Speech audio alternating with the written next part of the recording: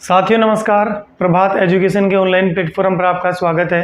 साथियों, कुछ साथी लगातार ये कमेंट कर रहे थे कि सर हमारी फाइनेंशियली कंडीशन ऐसी है कि हम ज़्यादा लंबी समय तक तैयारी नहीं कर सकते, हमें कुछ कार्य तो करना पड़ेगा। साथियों, अगर आप पढ़ाई से जुड़ा रहना चाहते हैं और आप शिक्षा के क्षेत्र में ही अपना करियर बनाना चाहते हैं और अगर आप उसको छोड़कर अन्य कोई कार्य में जाते हैं तो आपकी पढ़ाई से जो आपका लिंक है वो बिल्कुल हट जाएगा। जब वैकेंसी आएगी तो एकदम से आप पर लोड हो जाएगा। तो उसके लिए आज मैं आपके लिए एक बहुत बड़ी खुशखबरी लेकर आया हूं और आप इनमें अगर अप्लाई करते हैं और आपका सिलेक्शन होता है तो आप अपनी पढ़ाई भी सुचारू रूप से जारी रख सकते हैं और जो आपकी फाइनेंशियल कंडीशन की बात है वो फाइनेंशियल कंडीशन भी उसका सॉल्यूशन भी आराम से हो जाएगा। कोई बात का आप पर प्रेशर नहीं रहेगा। EMRS में वैकेंसियाँ निकली हैं, इसके अलावा KVS में भी निकली हैं, इसके अलावा दिल्ली गवर्नमेंट की जो स्कूलें होती हैं उनमें भी निकलेंगी। अभी उसमें निकली नहीं है, निकलेंगी। तो इनकी सभी की जानकारी क्या है साथियों, ये आप आराम से समझते हो। इस चीज़ को समझना कि किस प्रकार से इसमें हमें अप्लाई करना चाहिए और क्या जॉब अपॉर्चुनिटी कहाँ है और इसके लिए क्या क्या हमें आवश्यक है। चलिए साथियों देखते हैं। देखिए साथियों, EMRS Eklavya model residential school, Eklavya Adarsh Awasiya Vidyalaya में ये भर्ती हैं। साथियों, एक बात आप पहले ही जान लीजिए, इस चैनल का उद्देश्य आपको हमेशा ऑथेंटिक जानकारी उपलब्ध करवाना है। हो सकता है मेरा सेटअप किसी से कम होगा, लेकिन मैं आपको हमेशा ऑथेंटिक जानकारी उपलब्ध करवाता हूँ। साथियों, ये जो मैं भर्तियाँ बता रहा हूँ ये EMRS की, ये अभी तक कैसी है, अस्थायी है पूर्ण रूप से, यानी आपको अंशकाल के लिए रखा जाएगा।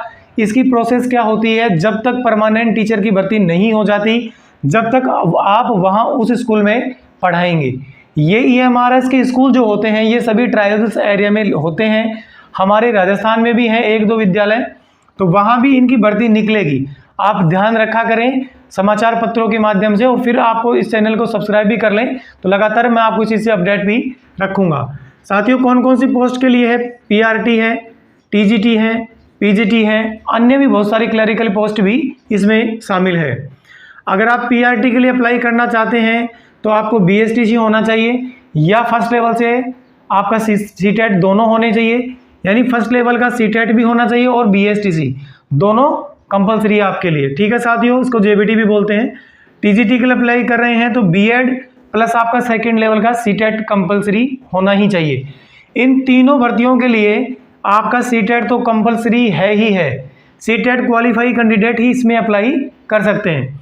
साथियों, PGT के लिए CTET की आवश्यकता नहीं है, यानी पोस्ट ग्रेजुएट टीचर के लिए आपको CTET की आवश्यकता नहीं है।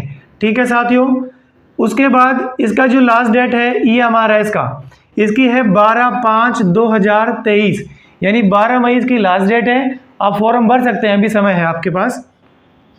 इसकी वेबसाइट जो है, इसके विस्तृत विज्ञापन आप देख सकते हैं www.eklavya.cg.nic.in। और साथियों, मैंने आपको पहले ही बता दिया ट्रैवल्स एरिया में इसके स्कूल होते हैं।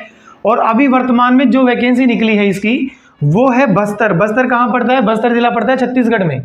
तो वहाँ पर इसकी वैकेंसियाँ निकली हुई हैं और आप www.bastar.gov.in पर जाकर इसको फॉर्म को फिल कर सकते हैं। ठीक है साथियों, अब सही दूसरी बात पे चर्चा करते हैं। लास्ट की इसकी चयन प्रक्रिया क्या रहेगी सर।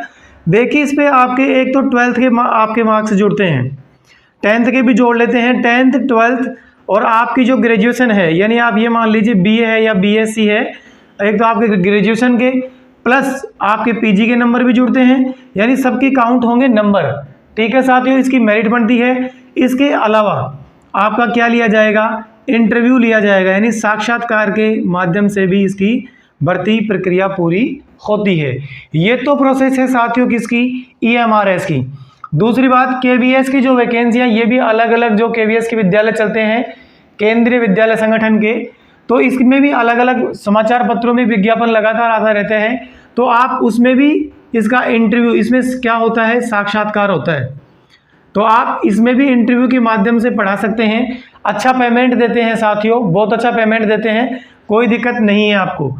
लेकिन इस बात का ध्यान रखना इनमें क्या होता है, और चलिए ये बात और चर्चा कर लेते हैं। तीसरी है दिल्ली अतिथि शिक्षक, गेस्ट टीचर। दिल्ली में जो गेस्ट टीचर लगते हैं दिल्ली गवर्नमेंट स्कूलों में, वहाँ पर भी क्या होता है, वहाँ पर कोई इंटरव्यू नहीं होता है, इंटरव्यू नहीं होता, वहाँ पर साक्षात्कार नहीं होता है। वहाँ पर आपके 10th के प्लस 12th के प्लस आपके BA हैं, BSc हैं, जो भी ग्रेजुएशन के नंबर जुड़ते हैं।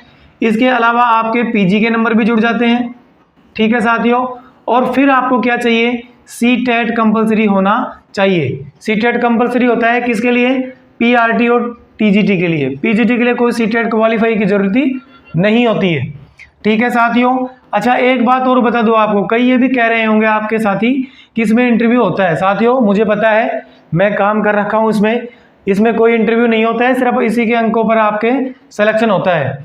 इसकी वैकेंसी आएंगी बाकायदा, आप दिल्ली गवर्नमेंट की साइट पर इसको देख सकते हैं। कौन सी साइट होगी, तो आप इसको देख सकते हैं EDUDEL, यानी एजुकेशन दिल्ली की साइट पर जाकर आप इसको देख सकते हैं। मैं भी आपको अपडेट रखूंगा इसके लिए। साथियों इन भर्तियों के माध्यम से आपको ये फायदा होगा कि सुचारू रूप से आप गवर्नमेंट जॉब के लिए अपनी प्रिपरेशन कर सकते हैं, तैयारी कर सकते हैं। साथियों इसमें तो आप TGT के लिए अगर अप्लाई करते हैं तो साथियों आपको पर डे, यानी इसमें क्या होता है, यानी प्रत्येक दिन का आपको पेमेंट दिया जाता है। यानी आप ये मान लीजिए कि पर डे के हिसाब से आपको क्या देते हैं, पेमेंट देते हैं, और उसी के हिसाब से आपको छुट्टियों का कोई पेमेंट नहीं मिलता है। लेकिन आप पढ़ाई से जुड़े रहेंगे, अच्छा पेमेंट मिलेगा, पेमेंट भी अच्छा मिलता है। अगर आप सही तरीके से पूरे महीने में काम करते हैं, 23 दिन भी वर्किंग डेज होते हैं, तो आप ये मानकर चलना कि 30,000 प्लस आपकी सैलरी बनती है और बढ़िया पेमेंट मिलता है। ऐसी कोई दिक्कत है नहीं, काम वही करना होता है जो हम स्कूलों में करते हैं। साथियों अन्य कोई प्राइवेट स्कूल में आप पढ़ाएंगे उससे तो बढ़िया है ये स्कूल है। ठीक है साथियों, ये आपको मैंने पहले ही बता दी है कि ये अस्थायी है। KVS में भी परमानेंट की भर्ती अभी चल रही है, अभी हुई नहीं है, अभी नई भर्ती नहीं आई है। और DSSB की वैकेंसी भी आएगी परमानेंट की, इसलिए आप CTET अगर आपका क्वालिफाई नहीं है तो CTET के फॉर्म ऑनलाइन चल रहे हैं, आप CTET का फॉर्म भरिए, तैयारी कीजिए। ठीक है साथियों, तो ये आज की न्यूज़ थी और ये आपको बताना मैंने उचित समझा है। साथियों आपको जानकारी कैसी लगी आप जरूर बताना। अगर जानकारी अच्छी लगी हो तो आप चैनल को सब्सक्राइब करना, लाइक करना, कमेंट करना, शेयर करना। आज के लिए इतना ही। थैंक यू, धन्यवाद।